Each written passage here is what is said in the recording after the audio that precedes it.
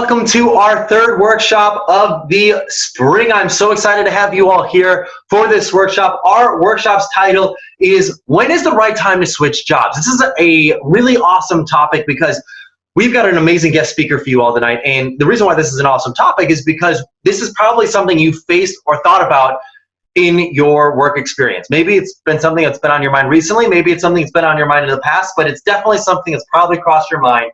When is the right time to switch jobs? This could be because your company culture is not valuing you, or maybe you've got a bad situation with your supervisor, or maybe you're just kind of bored. You don't feel like you've got any upward momentum, or for any other reason for why you might want to switch jobs.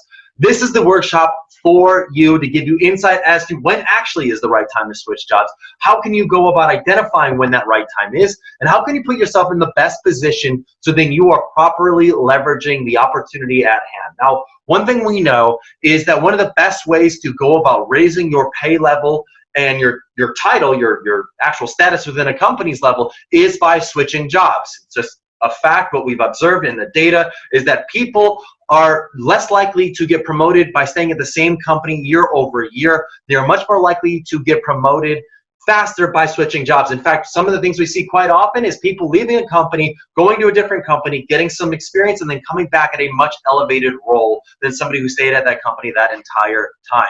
So it's something to definitely consider and think about, but it is not all about switching jobs, and it is really all about when is the right time to switch jobs, because there's sometimes moves that are diagonal moves, there's sometimes moves that are directly vertical moves, there are sometimes horizontal moves that you believe will help you move up vertically even faster, and sometimes the motivation isn't necessarily to move up faster or to make more money. Sometimes it's to get more balance with your life, or sometimes the motivation is to work on something that is more of a calling to you, something that you really are passionate about. It's not about the money anymore. It's okay, whatever your motivations are. This workshop will really shed light on when the right time is to switch jobs. Now, we're going to cover a few key things that you can do to prepare for your mentor relationship and for how to actually go about preparing for switching jobs. And obviously, we've got an amazing guest speaker for you all this evening. But I wanted to talk a little bit about work orientation. Work orientation, that's that measurement that we've leveraged to help match you with your mentor. And this is something that plays a big role into job changes, because we know that, one, your work orientation is fluid. Work orientation is how you view your work. So some people view the work as a job, some people view their work as a career, some people view their work as a calling. If you've logged into your Ambition and Motion dashboard, you'll see that triangle, you'll see where your dot is on the triangle. But it's fluid, meaning that your dot could have changed between January when you took the assessment and right now. And that's, by the way, completely okay. That's completely normal.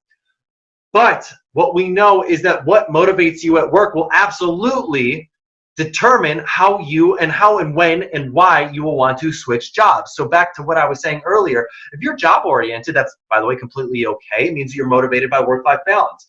Your decision to change jobs might be because you're working 80 hours a week and you just can't keep doing it anymore. You got to be home with family. You got things in your life that you want to do more of, and your work is not allowing you to do that. So your motivation is not necessarily more money or a higher status. It could be, hey, I want to work 40 hours a week, or I want to work 30 hours a week, I want to work 20 hours a week. I want to do something that can pay me a little bit of money, allow me to get by, but ultimately allow me to relax and wind down a bit. And that's okay. If you're career oriented, that's where we see a lot of the stereotypical reasons for moving, because it helps you work up the corporate ladder. It helps you get promoted faster. It helps you get a higher pay raise. It helps you learn new skills. Moving jobs is definitely something that's advantageous for someone who's career oriented, because it allows you to try new things. But then the key is, how can you be strategic about that? Our guest speaker will help us with that this evening. And then the last part is your calling. So if you're calling oriented, you might want to switch jobs because you're working for this company and it's just not doing it for you. You're like, yeah, it's fine. The impact on the world that we're making is fine, but it's just not calling to your heart and the impact you want to make on the world. And we end up realizing to ourselves, shoot, we've only got a finite amount of days, years, hours on this earth. We might as well be spending it doing something that we're really passionate about, that's really, we feel like is making a positive difference. We can always get more money, but we cannot get more time. For us, if you're calling oriented, you might determine, you know what, I am switching because I want to be doing something that's meaningful to me. Then the key is, how can you be strategic and put your priorities on a pedestal to ensure that you are getting what you want out of it. Don't get sidetracked by the things that do not motivate you. It can be easy, let's say if you're calling oriented, to start looking for new jobs because you want to find something that you're more passionate about. And then maybe you get 3 different job offers and you end up making a decision based on the amount of money. That would be crazy. But it happens all the time because ultimately you're making this job switch because you wanted to do something you were more passionate about. Ultimately, if you get, let's say, 3 offers and you're calling oriented, the company, the entity, the organization that is the most impactful to you really should be the one that wins out. At the end of the day, sure, your quantitative metrics in terms of how much money you need to be making should be appeased, but after that, you should be looking at impact if that's something that motivates you. If you're job oriented, what's the type of role that's going to give you the most work-life balance? You might have 3 job offers. One is, asking you to work 50 hours a week. One is asking you to work on Saturdays and Sundays. And one says, you know what, hey, you're going to only work 35 hours a week. You're only going to do that over 3 days, Monday, Tuesdays, and Wednesdays. Thursdays through Sundays are yours. That might be the thing that you want. You might be, hey, I'm cool with working extended hours on 3 days of the week to get a bunch of hours, make money, and then, the rest of it's essentially a weekend. That could be the way that you perceive work. Whatever it is, make sure that what motivates you, what is the most important factor, is the highest and the most highest thing on your pedestal of what is your decision-making process. So that is just the thing that I really want to stress when it comes to when is the right time to switch jobs, making sure that your priorities are aligned with where you want to go. Now, we're about halfway through the mentor program this spring. Hopefully you've met with your mentor. Hopefully you've already met with your mentor twice. I want you to make the most out of this program. Take advantage of it. Meet with your mentor as many times as you possibly can, and hopefully get yourself to where you want to be. Now, one thing that I really want to stress is that if you are not able to get in contact with your mentor, if you're having any issues, please email support@ambition-in-motion.com. We can answer any questions, comments, concerns, or issues you have with your mentor. Or if you've got kudos, if things are going great and amazing, send it to us. We love hearing those stories. I mean, the positive just makes us feel good that we're making a positive impact. It makes us feel really special that we've done something. So I know often, it's, as the term goes, if it bleeds, it leads. We only want to share the things that are negative in our world. Share the positive stuff. It makes us feel better about what we are doing. We love to hear it. So let's jump in. Now, the one thing that we've talked about in previous workshops that I really want to stress, and I stress it every single time, that is strategy, story, and state. Those are the 3 keys to success in this program. And I'll talk about them in reverse order. State is the most important thing. Physically, what is your state? Physically, where are you at? Physically, what is going on in your world? I don't care if you've had a horrible day, if you're stressed out, if your work is frustrating you. I mean, the whole point of this program is that hopefully we can get your work situation to a point where it's not frustrating you. But regardless of it, when you're going into a mentor meeting, what is your state saying about you? If you're coming in with a negative mentality, if you're coming in with a negative state, you're going to give off negative vibes. Then people are not going to want to help you or be around you. But on the flip side, if you get yourself into a positive state, if you're doing power poses every morning, if you're getting yourself up, moving, working around, and just getting yourself overall in a good feeling and a good mood, because your emotions, by the way, your emotions drive your emotions. You can get yourself into an emotionally positive state by moving around and getting your body going, getting your blood pumping. I tell you that's something that I've learned from Tony Robbins. It's an extremely valuable tool. Make sure that you're leveraging it, but your state is so critical. So what I want to do right now is I want to get you into state. You're about to learn some amazing things from our guest speaker this evening. I want to make sure that you are taking the most out of it and retaining as much information as you can. So what I want you to do is I want you to stand up, and I want you to shake it out. I want you to shimmy loose. I want you to scream at the top of your lungs. On the count of 3, scream at the top of your lungs. 1, 2, 3. Yeah! Just let it out. Let it loose. Let it go. You got nothing to lose. I don't care who's looking at you weirdly, if you're at work or if you're in an office or if you're at home. I don't care what's going on. You've got nothing to lose, because at the end of the day, it's about how much are you taking from this program. If you're making the most out of this, you've invested yourself in this program. I want you to make the most out of this. So get yourself into a state conducive for being successful. This goes for any scenario you're going into at work, whether that be a mentor meeting, a colleague meeting, a supervisor meeting. Get yourself into state. Do what you need to do to get yourself prepared physically, because you will then be much more likely to be successful. Now, the next key is your story. What is the story you tell yourself for why you are going to be or not to be successful? I want to think about this in a different way. I want to ask you a question. I would love if you could post your comments in the comments section. But what is a feeling that you want other people to feel about you when you meet them? The reason why I ask this is because it helps us and forces us to be intentional about how we want others to feel about us. Because ultimately, if we're intentional intentional about how we want other people to feel about us, we are much more likely to actually convey that feeling in them. If we're thinking to ourselves, man, I would love if people thought I was confident, or I would love if people thought I was knowledgeable, or I would love if people thought I was kind or empathetic, whatever it is, post in the comments section. I'd love to learn what is a feeling that you would love to convey in other people. But what this does, by being intentional about what feeling we are trying to convey in other people, we can now start taking actions and start doing things that help reinforce that feeling in their minds about who we are, what we're doing. If we can be intentional about how we want other people to feel about us, we are much more likely to be successful. That plays directly into that story thing about why we'll be successful, because sometimes I think it might be easy to perceive, oh, story is just about being confident. You know, story is just about telling yourself why you're going to be successful. And it is, that's a big part of it. But the other big component to having a good story is understanding every component of how other people interact with you. So you don't want to come in bombastically overconfident and just not being humble. It's about being intentional about how you want other people to feel about you.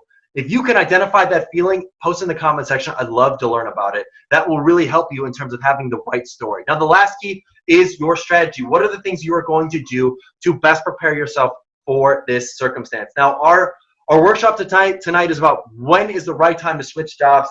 I'm a big proponent of SWOT analysis. SWOT analysis stands for strengths, weaknesses, opportunities, threats. One thing that I would love for you to do, it's great to start a routine every month. Identify what is the strength of staying in my company, what is the weakness of staying in my company, what are the opportunities of moving to a different company, what is the threat of moving to a different company. Identify that. When the opportunities and the weaknesses are greater than the strengths and the threats, it is time to move. That helps you do a personal audit of where you were, where you are, and where you'd like to be. If you don't do that, it can be difficult to know when is the right time to switch. It can be easy to fall into a trap of just doing the same monotonous work day in and day out. By doing consistent SWOT analyses and by doing it monthly, you're much more likely to have a greater understanding of when the right time is to switch. Now, the last thing that I would love and really implore you to try is to share what you're learning about with somebody else. It could be another person in this program. It could be a friend. It could be a significant other. It could be anybody, a family member, whatever. Because what we've learned is that when people who participate in this program share something that they learned about this program with at least 20 other people, their likelihood of achieving their goals in this program increases incrementally. We hypothesize that a big reason for this is that they're teaching other people these skills that they're learning. And when we know that when you teach somebody else something else, it is much more likely to reinforce in your mind. Maybe it could also be the law of attraction. By sharing with other people the things that you're learning in this program, especially your goals, people are now thinking about you for those outcomes. Maybe they're thinking, you know what, Jane Doe, John Doe would be a perfect fit for this thing, and they're going to introduce you. The point I'm making is that when you share this program and what you're learning with more people, the likelihood that you're going to achieve your goals increases substantially. And also, I mean, for future programs, we're actually we're opening up our enrollment for the fall program. If you could encourage other people to participate, we would love to get more people involved, because we know that if you could be an ambassador for this, we are much more likely to make a better impact and a bigger impact on more people. So if you could help encourage more people to enroll in the program, we would love to have that, especially to have your support in that endeavor. So I'm so excited to jump into our guest speaker this evening. We're talking about when is the right time to switch jobs. If you've got any questions about anything at all, any comments, any concerns, any issues with anything, please email us at support@ambition-in-motion.com. If you've got any comments or questions during the workshop, please post them in the comment section. We will try to get to them. I'm so excited for what you all are about to learn this evening. I'm so excited for you to embark on the next half of the Ambition in Motion Mentor Program with your mentor. I look forward to seeing what you are all able to accomplish. Let's get going to the next part of this workshop.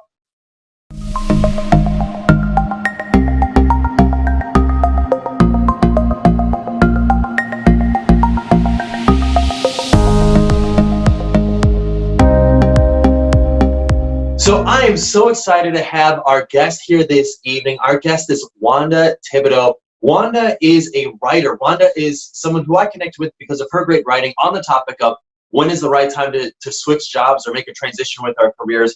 Wanda is a freelance writer who specializes in business leadership, psychology, neuroscience, and behavior. She has great information on career transitions, and I believe you will really enjoy what she has to say about finding the right time to switch jobs. Wanda, thank you so much for being here tonight. Thank you for having me. It's a pleasure.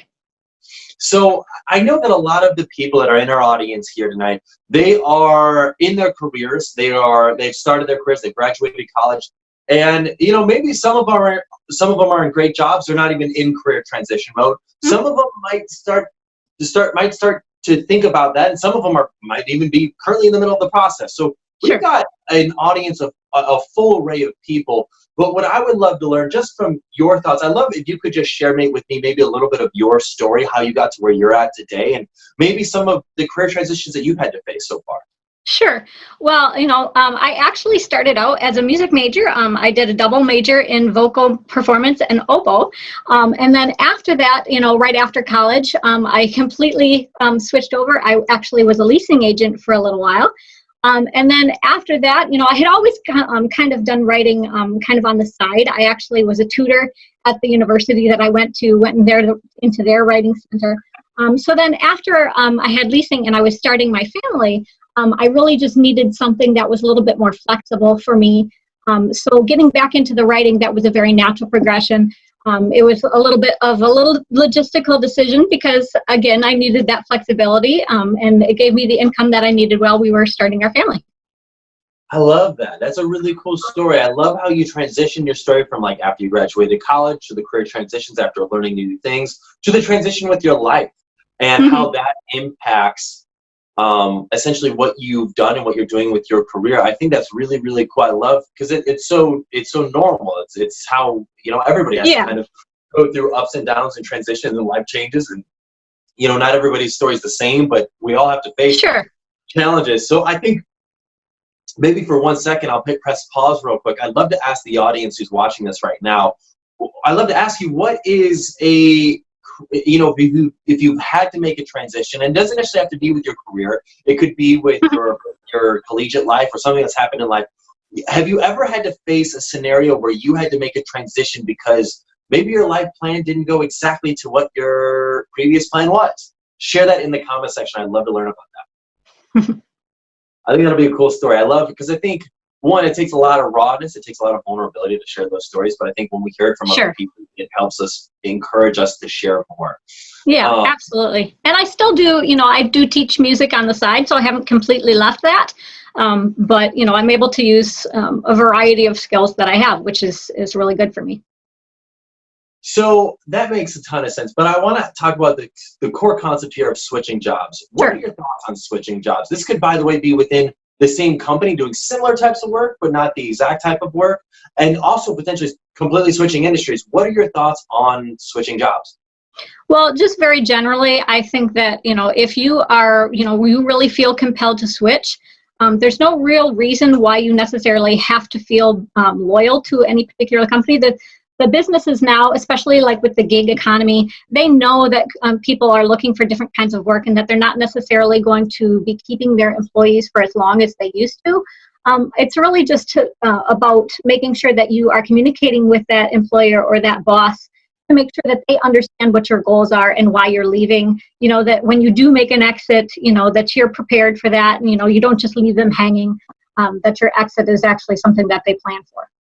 That's a great point, and that leads to a question I had further down, but let's talk about it now. Sure. How can you exit a company gracefully? How can you leave a company in a way where they'll say to you, we'll be happy to have you back, open arms, and we'll be happy to give you professional letters of recommendation? How can we ensure that happens? Well, like you said, I think the main key is just to be gracious. No matter how you go, just make sure that you're following all the protocols that they might have, in their handbook. You're communicating really well for your boss in terms of what that exit is going to look like. If you have to train somebody to replace you, that kind of thing, so that, they're prepared, but you're also prepared, that you feel comfortable as you're leaving. And if you're leaving on good terms, I would definitely be clear about what your goals are too. You can ask for endorsements, if people can leave reviews for you, that kind of thing. Get as much feedback to take with you as you possibly can, because then no matter what position you end up interviewing for later, you've got some good recommendations and feedback that you can take with you and grow from. Yeah, no, that makes a lot of sense. And what is the proper amount of notice? Is it 2 weeks? Is it 30 days? Is it 60 days? Is there such thing as too much notice? Is there such thing as too little notice? I feel like if I knew I was quitting my job let's say 6 months in advance, if I gave that much notice, I would fear that they may end up just firing me beforehand, or I don't know. I feel like that would be it would be a weird space of vulnerability. What are your thoughts on what is that proper timeline? And maybe it depends on the industry. Yeah, and I would say it definitely does. It depends on even how long you've been at that company, for what the relationship that you have with your boss. Standard is 2 weeks, as far as I'm still aware. But there might be a case where maybe for logistical reasons you're not going to leave for 6 months, but you still want to prepare your boss for that transition. They know that it's coming, again, so that they can train somebody else to bring in. Replace you, so that again that transition is smooth for both the company and you. I don't necessarily think that there's any right or wrong way to do it, as long as the communication between you and the company is clear about what's going to happen, and you both are clear on what that timeline needs to be. Yeah, I think putting myself in this, because I run Ambition in Motion. Sure. For me, I think now that I'm putting myself in my own shoes, the more notice, the better. I feel like 2 weeks is light. Like, now that I think about it, you can actually think about multiple circumstances where someone was like, hey, hey, things are going on. I'm transitioning out. I would like to put in my 2 weeks. And I've even come back and said, hey, could we potentially make that 30, just so that I have enough time to fully transition? Because that, 2 weeks is 2 weeks goes by quick. It does. And again, too, you have to think, sometimes there might be, opportunities that do, you have to make a decision very quickly. There are those cases, but I think in most cases, just the logistical side of it, you've got to maybe find another place to live, if you got to move, those kinds of things, that all takes time. So even though you might need to give your notice, I don't necessarily think it needs to be the 2 weeks. I'd say that would be the absolute bare minimum if you're going to make a switch. I think that makes a lot of sense, because ultimately, in my mind, in terms of previous employees that have worked with Ambition in Motion, or previous people that have worked with Ambition in Motion, the ones that I think about most fondly, the ones that I'm like, open arms, you're more than welcome to come back, are the ones that, like you said, gracefully, where they gave me enough notice, they helped me prepare for what that next step would be. Maybe they can help me find the replacement for them. In one case, that was awesome. That was extremely helpful. Sure. I'm happy to be a recommendation. I'm happy to rehire them back. That is just because I knew that they were responsible and respectful of the role itself. And I think that's something that's critical. If you're working for a company, at least this is my personal opinion, the more you treat ownership of the task that you're doing as something that you are also owning, and not like, this isn't my problem, like I'm out. The more likely I am as a business owner to want to refer you, to want to help you out in your next transition, want to hire you back. But the more you're like, hey, you know what? That's not my problem. You got to figure this stuff out. Like, the more I'm like, are you kidding me? Like, really, it's tough. It's so, it's so funny. I'm asking you this question as I'm thinking about it myself. And I think that, I think it really just comes back to the idea of reciprocity. The more that you give out to an employer, the more they're going to want to give. So the more gracious you can be, the more helpful you can be on your way out. And it's not just about the impression that you're giving as you're going. It's the impression that you want to leave, so that even in the future, they have that concept of you as somebody who, even though you're leaving, you're still loyal in a way, so that they still have that feeling of obligation to want to help you. I love that. That makes a ton of sense. So I'd love to ask the audience real quick, have you ever left a job? If so, was it graceful? Do you feel like you left on good terms? Post in the comment section. If not, I'd love to learn it. I think I think a lot of people have had choice circumstances. I know I have too, where I was learning and I did not leave as gracefully as I could have. Would love to learn about that in the comment section. I think it helps people feel connected when they're like, okay, cool, I'm not the only one. So be vulnerable, post in the comment section. I love to learn those stories, those that are watching this evening. But Wanda, I want to talk to you a little bit about motivations and work motivations, because when we're at work, I think our motivations have a huge role into whether or not we stay. What motivates you at work? Well, for me, I really feel called, the more that I can teach somebody, and maybe this, that whole idea of having a sense of purpose, the more that I can share with people and see them grow, that to me is the most fulfilling thing. So it doesn't matter necessarily what the task is. If I can see that I see the light bulbs go on in their head, that to me is my main motivation. It doesn't matter what I got to do for them. As long as I know that they're going to come out ahead for that, then I will bend over backwards for you. It doesn't matter what the work is. That's so funny because that makes a ton of sense to me. I know that for me, I was with an entrepreneurship group last night, and one of the things we had asked each other was, what gives you joy? And I can say it was very similar to your answer, was it's not when I experience anything, it's really when I help someone else experience something for the first time and they get an amazing result from that. Yeah. That makes me feel better than anything in the world. So I think that you and I are very similar and aligned with that. Yeah. And people will talk too about that whole idea of legacy. That kind of ties back to that, because you know that no matter what you are left with on your own, somebody else is going to grow and learn because of you. And nobody else can take that away from you. And they can't take that away from the people that you've taught either. So that's something that's very lasting. And that's to me, one of my biggest motivators. That makes sense. With that said, it makes me think of a little bit of our research. So one of the things we research at Ambition in Motion is this research area called work orientation, which is how you view your work. So some people view the work as a job, some people view the work as a career, and some people view the work as a calling. And It's a spectrum, so it can change throughout your life. And one of the interesting things we've observed is that there's not a right or wrong work orientation when it comes to workplace engagement. I think you and I, it seems like we are very calling oriented, where we're very called to something that we're doing. Our personal and professional mission are like very hand in hand. Yeah. But our research has indicated that there's not a correlation between more engagement at work with one work orientation over another. So people who are job oriented, that means you're motivated by work-life balance. That's okay. That's totally right. You can be just as engaged at work as someone who's career oriented, which means that they're motivated by professional growth, or someone who's calling oriented. So I think, when you and I are giving advice or insight, I think for anybody in the audience that's hearing that, if they're thinking to themselves like, oh man, well, I don't view my work as a calling, that's okay. Yeah. It's not necessarily, do you have a calling? That might be what motivates us, but as long as you have something that motivates you, if you can connect to your personal why, that's all that really matters. If you have something that's going to get you up in the morning, well, then go for it. It doesn't matter if you match, because as long as you are happy, that's all that really matters in your job. Truth. Great point. So let's talk about why do people switch jobs? Like why do people switch jobs in the first place? Well, obviously, I think the first thing is, clearly money.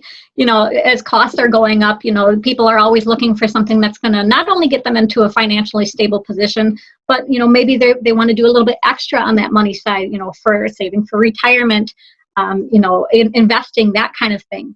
We also know, of course, that money has a little bit of prestige to it. So if you can get into a job that has a little bit better pay, they like that too. Sometimes people just get bored. They've been in a job forever and a day. They want to try something new, switch it up a little. And sometimes people they start out on a recommendation from other people. They say, hey, I think you might be really good at this. Maybe their career counselor suggested to them in high school or something like that. But that I did want to mention, I think that at least in the United States, I think the education system kind of pushes us to declare a major right away, declare what you want to do, where I kind of think at that point in your life, maybe you haven't really had enough life experience to really know what you want to do. You don't know what you're going to enjoy, and that's okay. But because of that pressure, we go into the college, we try and pick a path, and then we get out into the real world and we say, maybe this isn't really what I wanted to be doing. And we maybe get a little bit more experience, and then we find what we actually click with. And then suddenly we got to switch because it no longer jives with what we studied. And that's okay. Yeah, no, I love that. And that leads to a question I had, which was, if you switch your industries from where you maybe started from your college degree, would you consider your education a waste of time? Oh, absolutely not. Simply because, anything that you learn is going to change your perspective. You're always building on what you learn. And at the very least, you're going to come out at the end and say, hey, I know that wasn't for me. So you're always going to have something that you can build on. You're going to have that bigger perspective. And I don't think that's a waste at all. You will have learned something at the end. I love that. And you're so right, because at the end of the day, you would not have been smart enough to know what you would have and would have not liked had you not had the experiences that you had up to this point in time. Right. Like, it's a sunk cost fallacy. Like, people who regret the education potentially that they received, but they might regret the debt. Like that, I mean, that's right. reasonable. But the actual experience of learning, you would not have had the perspective you have right now of knowing that this was a waste unless you actually experienced it yourself. Right. Right. So I completely agree. So that's, it's so funny. It's like all of our experience culminates to who we are right now, and we would not be here where we're at unless we thought we were making the best decisions for ourselves in every given moment at any given time. Right. It's that old idea of you don't know what you don't know. You just got to go out and experience it. If you fall on your face a couple of times, that's okay too. You'll always have learned something. It's just about, how quickly do you get back up and what's your attitude when you finally, are on your feet again. Yeah, I love that. So I want to talk about an adage I've heard. Want to learn your thoughts on it. The adage is, people don't quit jobs, they quit bosses. What are your thoughts on that? I think there's a lot of truth to it, but I take it with a grain of salt, simply because I don't think that the boss is the only one in the office. I think if you've got great coworkers, great opportunities, the work is really engaging, I think the boss can maybe be a thorn in your side, but not necessarily the driving factor that's going to drive you away. If you have all the other supports there, the boss, I think you can maybe tolerate. It's not necessarily to say that you should just, let their behavior slide or not bring the issues that you have to them to see if they can maybe, improve themselves. But it's just to say that, you have to look at the big picture, and the boss might only be a very small part when you expand your view a little bit. How do you know if you have a bad boss? Well, there's a lot of behaviors that are pretty classic for bad bosses. For example, gaslighting. If they're belittling you, talking about you, maybe, when you're not there, those kinds of things, stealing credit for your work, all of those things are, classic signs of being a bad boss. But personally, for me, I would say the biggest sign of a bad boss is that they don't give you any opportunity to learn. Because if they don't have any opportunity to learn, their entire point is to grow you and to grow the business. And if you don't have any opportunities to learn, they're not doing both, because you're kind of stagnating. And if you're stagnant, so is the business. So they're not really achieving anything. That, by definition, is bad leadership. That's a great point. Is there a good way to determine whether or not I'm kind of, how do you determine when you feel like you as a person are kind of stalling on your growth level? Like, can you do an internal audit of yourself to say, hey, I feel like I've been here for the last 2 years. I don't know if I'm growing. How do you know when is the right time to kind of help, like a come to, yourself moment, and realize, okay, I'm not growing, something needs to happen, or I'm going to be stagnant? Well, I would say, trust your gut a little bit on that. If you're waking up every morning and you're just kind of not sure whether or not you want to go in, that's kind of a big indicator something needs to change. But if you want to look for a metric, I'd say just look at your productivity, because I think even though there might be some cases, where people are struggling and they're still high performing, I think in general, you really, if you've got the support you have, your coworkers are great, those kinds of things. If your productivity is high, that's generally an indicator that you've got the support that you need, and you're pretty satisfied with your work. So I would look at what your productivity metrics are like, and that can probably, even regardless of how you feel, that might give you an idea of how your job is actually going in a more objective way.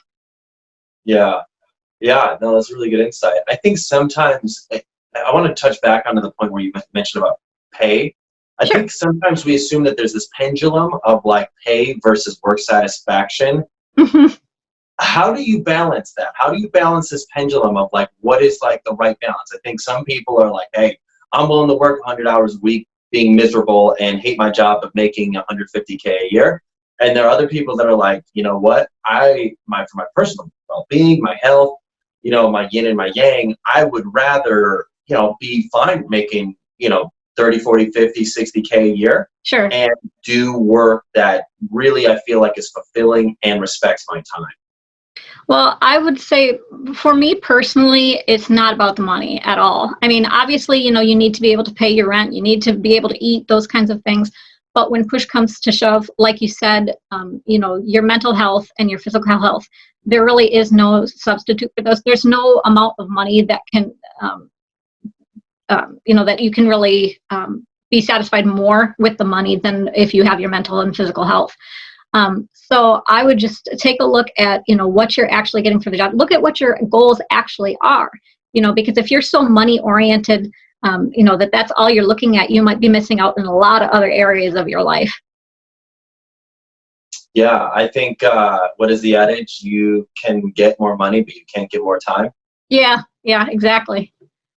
That's really interesting. And so I think with that said, you mentioned like making sure you can cover your basic expenses, like your mortgage or your rent, food, shelter, just being able to pay for your basic, what you would consider needs. Is there a way to kind of quantify that, do like almost an internal audit of yourself to say, this is the number that I need to hit. After that, it's gravy, but I'm basing my assessment of where I want to go or what I want to do based off of, can they hit this number of like what I need to earn on an annual basis? If it's above that, amazing. But then I'm only once it's above that, I'm just choosing what I think the best job is. Like, do you have any suggestions on how to do that?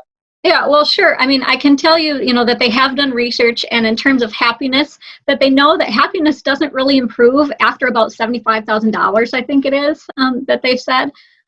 So after that, you're probably not going to see much benefit. But that being said, everybody has their own take on what's going to make them happy, their own preferences in terms of their lifestyle. So if, maybe you want to live a little bit more lavishly, then those are just decisions that you have to make. You have to do the cost analysis of what exactly it is you want. If you want a, $500,000 house instead of one that costs you, $250,000, what's really going to do those costs for you?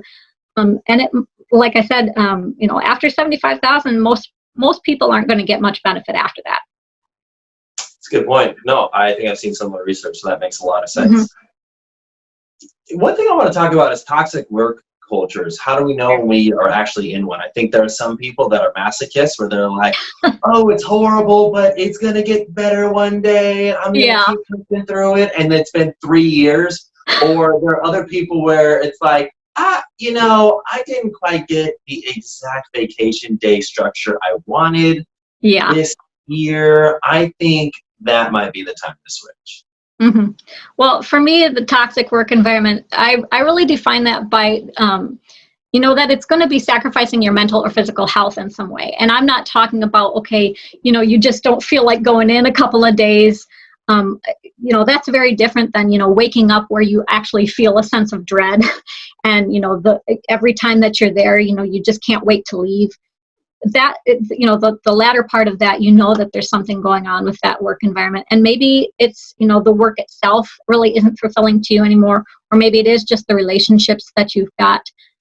But I would say a toxic environment, that's going to be long lasting. You're going to have that feeling for an extended period, and it's not going to go away. So if that continues, that's a good sign that, you either need to address that with management, what's going on, or just start looking for something that's going to benefit you and make you happier. Yeah, I have a really, really great insight and wisdom. Let's do a cost benefit analysis. What are the costs associated with switching jobs? What are maybe some of the costs that are very obvious, and maybe some of the costs that you don't actually realize until oh crap, I just quit my job. It just happened. Sure. I mean, obviously, you're going to have some costs if you're going to have to move across country, you're going to have the cost of a moving truck. You're going to have down payments for a new apartment, that kind of things. Even things can get broken in a move, that kind of thing. If you need a new wardrobe, you're going to have to buy that, those kinds of things, because every office has their own protocols for that. Those are all things that you can, tick off the boxes and do the math on. But there are other qualitative things that you really need to think about. For example, if the company that you're at right now really gives you a lot of networking opportunities or really great mentorships that you don't want to necessarily lose, or maybe, you have a great place in the community, you've got tons of friends that you don't want to leave. How can you put a price tag on that? So you have to look at both sides of the coin, and sometimes it's just a matter of math. And sometimes you look at those qualitative things and you're like, I put such a value on those, I can't leave. And that's okay too. Yeah, no, it's so interesting. It's sometimes the grass is not always greener on the other side. That makes Exactly. sense. I would imagine that, yeah, that's a big part of it. Mhm. It's so funny. I think I think the saying is misery loves company. Yep. And it's easy to commiserate about all the things that you think are going wrong Yeah. until you get into another situation, and then you think to yourself, "Oh my gosh, what did I Yeah. just?" Yeah. And that too, I think, if you're in that situation, get as much feedback as you can. Don't just go off, really quick. Talk to the people who are going to be involved. Talk to people who have left for that kind of job, see what their perspective is, and really get a sense of how it would affect not only you, but everyone around you. That's really, again, the big picture. And maybe you might find that their perspective is, because we can always have a sense of what we think might be good, but when other people look at us, they might see skills or abilities that maybe we haven't even realized that we possess. So they can have that broader perspective about what we can accomplish and what we can't. So you might go into a job and, be really scared of it, but they know that you're going to come out on the other side okay. Or vice versa, their experience and, the way that they look at you, they can say, hey, just back off a little bit, just maybe get another year of experience or whatever it is that you need. But that feedback, I think, is incredibly valuable. I love that. That's a great idea. I mean, feedback is huge, and that's awesome. Sure. And it makes me think. I would love to ask the audience a question really quick, and that question is, what are some of the positive things that you have from your current job or from your past job? I think, like I said, misery loves company. It's easy to find the things that I'm frustrated at, but I'd love to focus in on the positive, because I do think if we can trade our expectations for appreciation, we'll be infinitely happier. And so what I'd love to learn from your perspective, if you could just write in the comment section, what are some things that you really enjoy about your work? I'd love to learn about it. I think that would be really cool. Or if you're currently looking for a job or you can't find anything that you like about your current work, what did you really like about your past work? I think if you can find the positives of things that you've done or what you're doing, it's a lot easier to feel grateful for what you got. Mm-hmm. So, Wanda, I want to ask you, how can somebody go about finding opportunities? How can somebody, if someone says, you know what, I think the spectrum's a wide array. I think there are some people that are like, you know what, hey, I'm not even close looking for a job. I love where I'm at. Sure. There's some people who are like, sign me up, get me out of here. I am looking. And I think there's the spectrum in between where it's like, I'm open. If it was convenient, I don't really know. Like, I'll give it a shot. How do people go about finding opportunities? There are many, many ways that you can do that. I mean, I think the first thing that you do is just use your network. I mean, just talk to the people within your company, within your industry, see what they're doing, see what they've heard about being available, or just, you can do job shadowing, that kind of thing. Ask your boss if you can maybe take a day, see what somebody else in another department is doing, that kind of thing. But you can also, look at job descriptions on things like LinkedIn. That can kind of give you a sense of what other positions might be like. Community websites, they might have open positions. Even talking to your local librarian. I mean, they are the expert on everything. They can tell you what jobs are coming up, job fairs, that kind of thing. And you've also got referral companies, employment counselors. Those are all great resources. Have you ever worked with recruiters before? What are your thoughts on recruiters, Wanda? I personally haven't. My husband actually has. He actually got the job that he has now from a recruitment company. I think if you get into one that really knows what they're doing, they can be an excellent resource. Some of them, they will take a cut of your paycheck. It depends on, how they work. But it depends on what the arrangement is between, because obviously they want to get a little something back for matching you. And that will vary depending on what the company agreement is. But I would say just do your homework and make sure that you understand what that agreement is. Some companies are better than others, but if you really look and they have good reviews, go for it. They might have something and really cut your search time down.